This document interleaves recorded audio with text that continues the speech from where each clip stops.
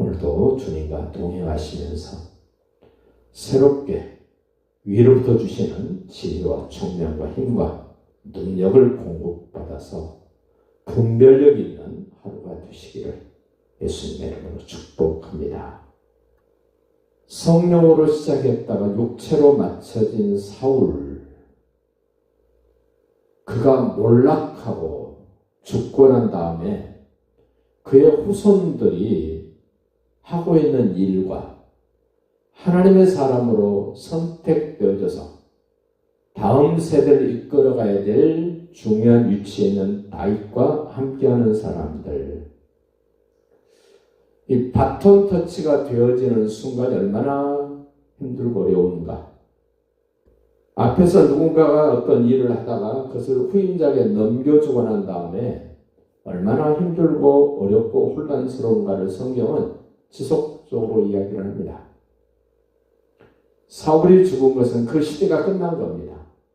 이제 다시 다윗의 시대가 열리기 위해서는 그 전에 여러 가지 일들이 정리정돈되어져야 되는데 지금 그 혼란스러운 장면이 지금 2장, 3장에 등장을 합니다. 특별히 군사령관 아브넬과 요압에 대한 이야기. 그 군대의 힘이 얼마나 막강한가를 성경은 계속 이야기를 합니다. 모든 나라도 마찬가지 아닙니까? 군대의 힘, 정치도 군대의 힘에 의해서 좌지우지 되는 경우, 미개한 나라일수록 이 군사력에 너무 많이 치우쳐가는 것을 봅니다. 그 군대 장관이 누구를 지지하느냐에 따라서 많이 달라지는데 오늘 12절 보십시오. 넬의 아들 아브넬, 그는 사울의 아들 이스보셋의 신복, 북쪽 사울의 아들 이스보셋이 왕이 됐는데, 사울에 의해서 왕이 됐는데 그의 군대 장관이 아브넬이라는 사람이에요. 이제 다윗이 이제 왕으로 통치하게 되는데 다윗의 군대 장관은 요압이에요. 두 사람의 군대 장관. 나중에는 이 아브넬과 요압이 오늘 이 사건 때문에 다윗도 모르게 아브넬을 죽입니다. 비극입니다. 왜 그렇게 되는가는 보십시오. 수리아의 아들 요압과 다윗의 신복들도 나와 기브온 연못을 하나 사이에 두고 이쪽 편에 저쪽 편에 지금 겨루고 있습니다. 네, 15절 보십시오. 그들이 일어나 그 수대로 나아가 베냐민과 사울의 아들 이스보셋 편에 12명, 다윗의 신복 중에 12명, 대표 군인들이 나와서 힘겨루기를 합니다. 서로 죽이고 죽습니다. 자기가 모시고 있는 그 주군을 위하여 기꺼이 생명을 내놓는 이 젊은 12명. 한 사람의 잘못으로 인하여 얼마나 많은 젊은이들이 희생을 하고 그 혼탁하고 혼란한 시대가 오는가. 우리도 지금 내일 대통령 선거입니다마는 이런 일이 있을 때마다 참 백성들은 혼란스럽고 분열되어지고, 이제 대선이 끝나고 난 다음에도 하나로 모아져야 될 텐데 상당히 어려움 속에서 세월을 보내다가 어느 정도 수습되어지고 난 다음에 이제 하나가 되어지는 모습을 성경도 이야기를 합니다. 16절 보십시오. 어떤 일이 벌어지는가? 각기 상대방의 머리를 잡고 칼로 상대방의 옆구리를 찌르며 일제히 쓰러진지라. 그렇게 엄청난 생명의 대가를 지불하고 그 장소를 헬갓 핫소름이라 일컬었으며 기브온에 있더라. 그날의 싸움이 맹렬했습니다. 결과가 어떻게 됩니까? 17절.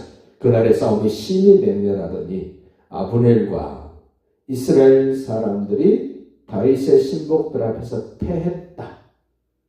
하나님이 버렸던 사울에 연관되어 있는 사람들, 이제 하나님의 마음에 들었던 다윗과 함께 했던 사람들 결과가 오늘 우리에게 지금 설명되어집니다. 아브넬과 사울 편에 있었던 사람들은 패했다. 그것을 배경으로 해서 18절 보십시오. 그곳에 헬갓 하수림의 수르야의 세 아들 요압과 아비새와 아사헬 이 삼형제 다윗 군대에 아주 중요한 요직을 거치고 있는 이 세 사람. 근데 안타깝게도 셋째 아들 아사헬은 오늘 이 현장에서 죽게 됩니다. 그 아사헬에 대해서 소개합니다. 아사헬의 발은 들노루같이 빠르더라. 얼마나 잽싼 발걸음이었는지. 그럼 오늘 저는 말씀드리고 싶은 것은 자기의 장점을 너무 지나치게 과신해서 문제가 됩니다. 요압과 그 아비새는 아브넬을 쫓지 않습니다. 그런데 발빠른 이 막내 아사헬만 아브넬을 쫓아갑니다. 19절 보십시오. 아사헬이 아브넬을 쫓아 달려가되 좌우로 치우치지 아니하고 오로지 아브넬을 잡겠다고 쫓아갑니다. 과욕일까요? 과신일까요? 다윗에게도 이 아브넬은 꼭 필요한 인물이었습니다. 그런데 자기 위치, 자기의 장점을 통해서 아브넬을 죽이겠다고 쫓아가는 아사헬. 20절 보십시오. 아브넬이 뒤를 돌아보며 이르되 아사헬아 너냐? 대답하되 나로다. 여기서 지금 누가 더 여유가 있는가 보십시오. 아브넬이 지금 쫓기면서도 뒤를 돌아보면서 아사헬아 너 나를 잡겠다고 쫓아오냐? 물어보는 거예요. 그러자 아사헬이 예 그렇습니다. 당신 잡아야 됩니다. 그런 의도를 가지고 이야기를 할 때 아브넬이 한 가지 방법을 제안을 합니다. 너 나와 상대가 안 돼. 너 발 빠른 것 때문에 너 나를 잡겠다고 오는데 네 수준으로는 나를 어떻게 할 수 없어. 그러면서 한 가지 방법을 제안을 합니다. 21절입니다.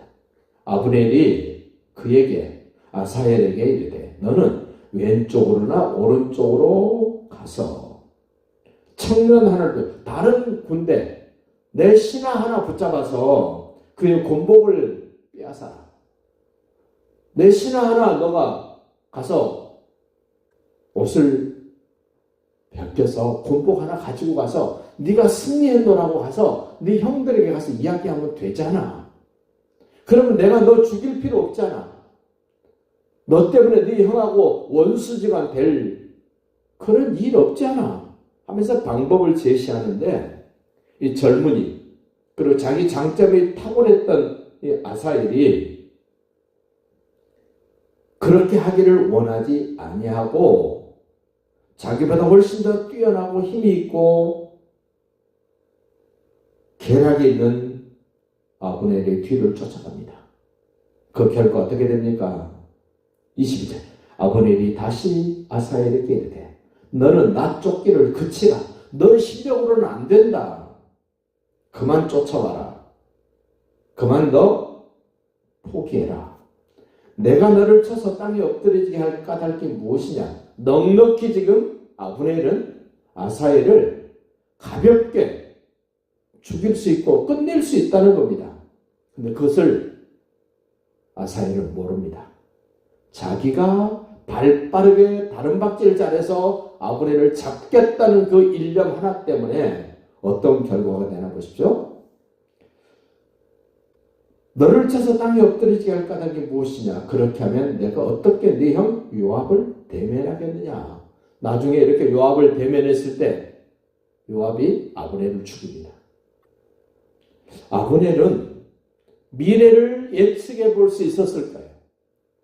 자기의 주군인 사울이 끝나고 다윗 시대가 열렸는데 언젠가는 나도 다윗 편에 가서 협력해야 될 터인데 이 아사엘 때문에 모든 것들이 그르칠 수 있겠다라는 생각이 들어서 지금 하는 말이에요.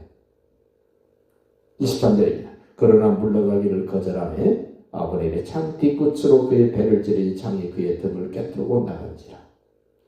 곧 그곳에 엎드려 죽으며 아사엘이 엎드려 죽은 곳에 이르는 자마다 머물러 섰더라. 어떤 결과가 됩니까?